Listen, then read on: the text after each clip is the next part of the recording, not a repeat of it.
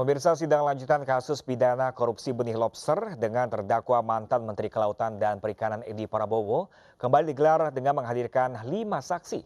Salah satu saksi merupakan mantan staf khusus Edi Prabowo tak mengetahui pembagian sebagian biaya kargo untuk Menteri KKP. Adakah hambatan untuk disumpah? Kelima orang saksi yang dihadirkan dalam sidang lanjutan kasus pidana korupsi benih lobster kemarin adalah staf khusus Edi Prabowo, Andro Misanta dan Safri, Sespri Edi Prabowo, Amiril Mukminin, pemilik PT Aero Cipta Kargo Siswandi Pranoto, dan Sespri istri Edi Prabowo, Ainul Fakih. Dalam sidang, jaksa penuntut mengkonfirmasi pada saksi Andrew Busanta terkait 64 perusahaan yang sudah mengantongi izin ekspor, namun hanya 41 yang melakukannya. Jaksa menduga perusahaan yang tak melakukan ekspor karena tidak menjalin kerjasama dengan PT Aero Cipta Kargo yang sahamnya dimiliki kerabat Edi Prabowo.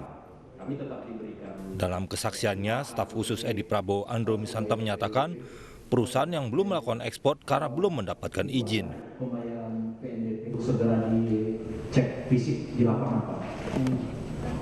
Setelah dicek fisik dan memang sesuai prosedural, namun ada juga perusahaan yang tidak lolos dari cek fisik, itu yang lolos segera diterbitkan izinnya, Pak. Mereka memang segera langsung melakukan izin dari izin budidaya.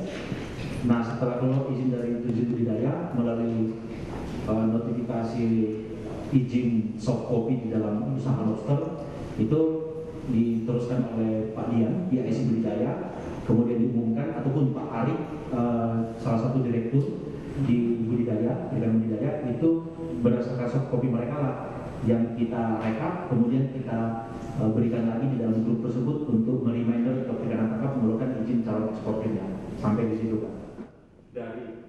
Dalam kasus ini, Edi Prabowo selaku Menteri Kelautan dan Perikanan RI didakwa menerima suap senilai 25,7 miliar rupiah.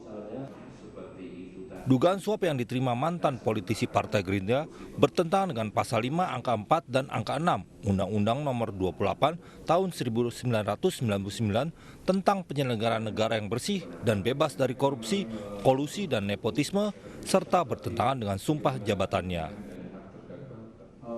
Dari Jakarta, Yuda Triprasetyo, Andri Setiawan, Aris Setiawan, Ainus melaporkan.